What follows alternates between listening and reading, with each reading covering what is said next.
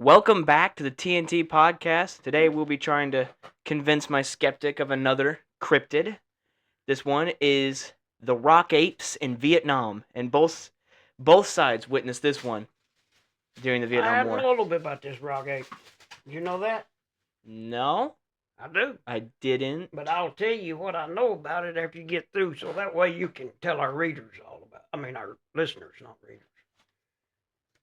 Okay. That worries me. What? You're not going to tell me till afterwards? Oh, yeah, I'll wait till we get to the rating part. Oh, boy. The word the Vietnamese used for these creatures is patutut. Is what? Patutut. Okay. Not only did American troops see them quite often... Don't look at my script. It says batatut. That's close. Okay. Yeah, that's close. Not only did American troops see them quite often, but so did the North Vietnamese Army and the Viet Cong. American troops saw them enough to give excellent descriptions of them. And what? We have a dog down here, and he's making a lot of noise. We're sorry. Bothering you? Yeah, because he keeps throwing the ball at me.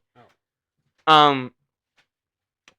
But so did the North Vietnamese Army and the Viet Cong. American troops saw them enough to give excellent descriptions of them. The North Vietnamese Army was so interested in these animals that General Hoang Minh Tha organized an expedition in 1974 in an attempt to catch one. What was his name again?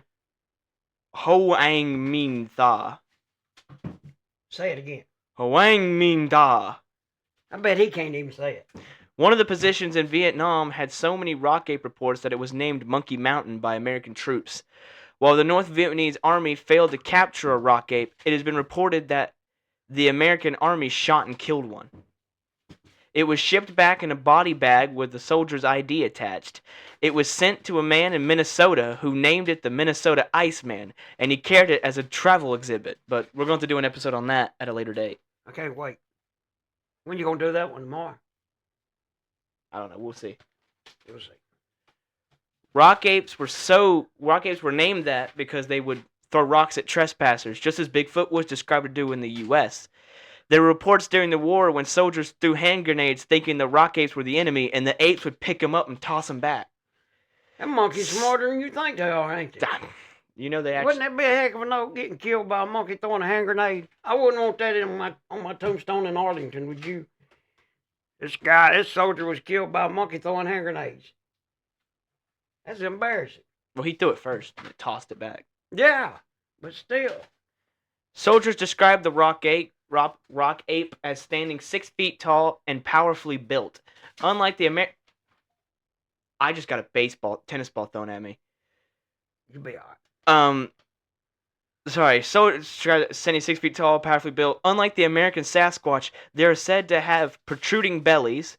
Their fur is brown to reddish brown, and unlike Bigfoot, they live in groups and are never spotted alone.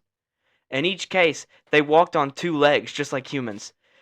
They were always spotted in the Vietnam Central Highlands, far away from any village. You think they drank a lot of beer? What? You think they drank a lot of beer? You Why? said they have beer bellies. That's just big bellies. Protruding bellies. Doesn't mean beer. Like Donnie's. One expert believes rock apes are misidentified orangutans. However, orangutans have been extinct in Vietnam for years now. Orangutans don't stand 6 feet tall either. Orangutans are also loners. They don't live in groups. Another theory is that the rock apes are gibbons. Gibbons don't reach 6 feet in height and rarely weigh over 20 pounds, so it's not a gibbon. Is these experts Vietnamese experts or our experts? Because I trust them Vietnamese experts way more than our experts. Because they live there? Yeah, our expert don't know a rock ape from an ape rock. Also doesn't know skunks from apes. Yeah, that's true too. In 1966, U.S. Marines built a base near Da Nang City on Dong Din Mountain. They were repeatedly attacked by upright, hairy ape men who threw rocks into the fort. The place was soon renamed Monkey Mountain. I'd rename it too if I had to say that all the time. Didn't want, don't want to you can't do that. You can't do that. I'm trying to say the name of that mountain. You just can't. Said. That's offensive. It's not offensive. Not unless you pronounce it right like I do. I'm trying. Pronounce it right like I do and it won't be offensive. Pronounce it again, I will. The rock throwing incident occurred in 1968. Then in what? You want me to repeat it again? No. The rock throwing incident occurred in 1968. Then in 1969, a company of Marines were scouting along a trail on a ridge. They walked into a group of 8 rock apes. The Marine thought these were North Vietnamese troops and opened fire. The largest of the group, a male, charged the Marine while the other 7 apes retreated. This is the same thing that gorillas do when they feel threatened. Throwing rocks in the fort. That's what happens when you build your fort on the bottom of a hill. See, in the military, you're supposed to build your entrenchments on higher ground. See, these rock monkeys are smarter than army generals. You reckon these rock monkeys went to West Point?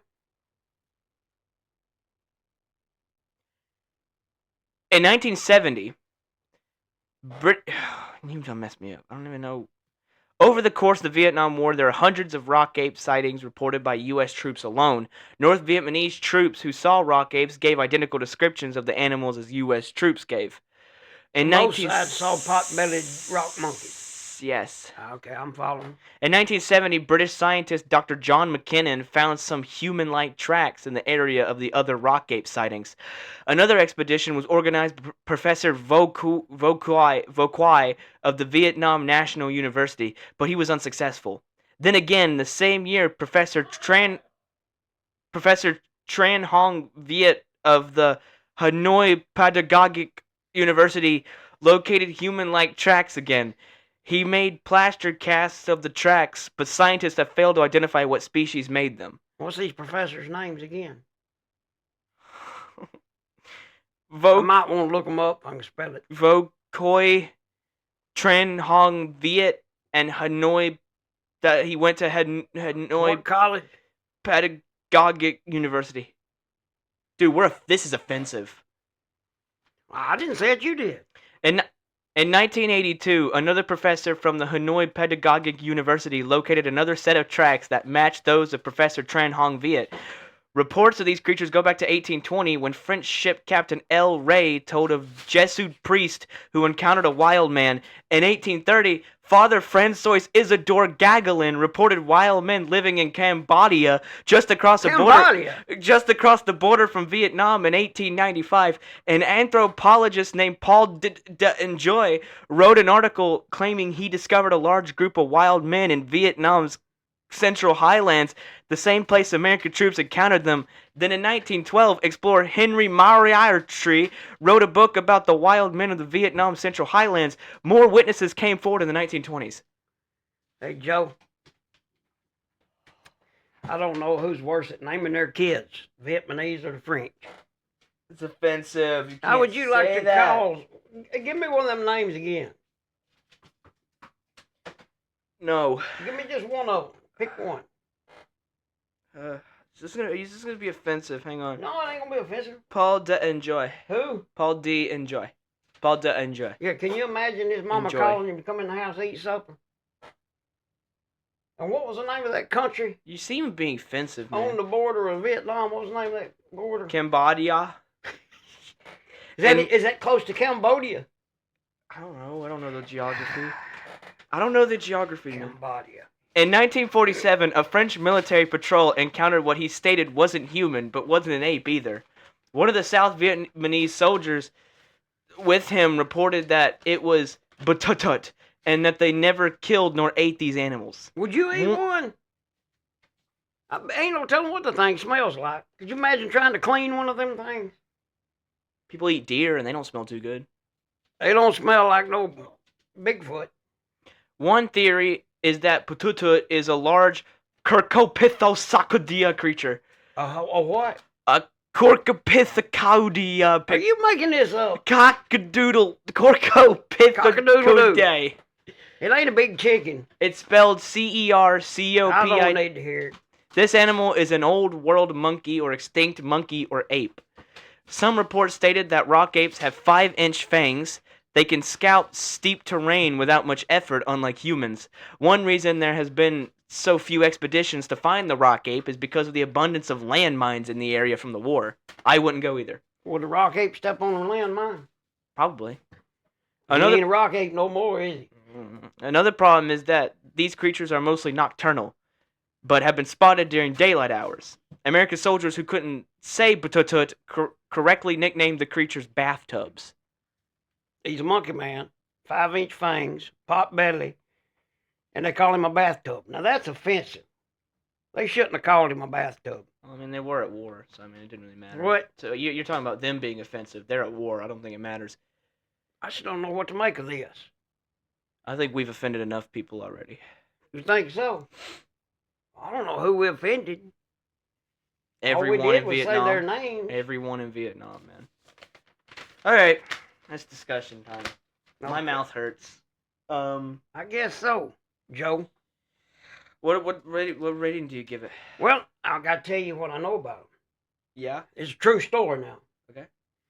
So this is gonna have to get a high rating. I'm gonna tell you why. I worked with a guy. JC was his name. Mhm. He was a conductor on the railroad. Mhm. He was in Vietnam in the 1966, 67, somewhere around then.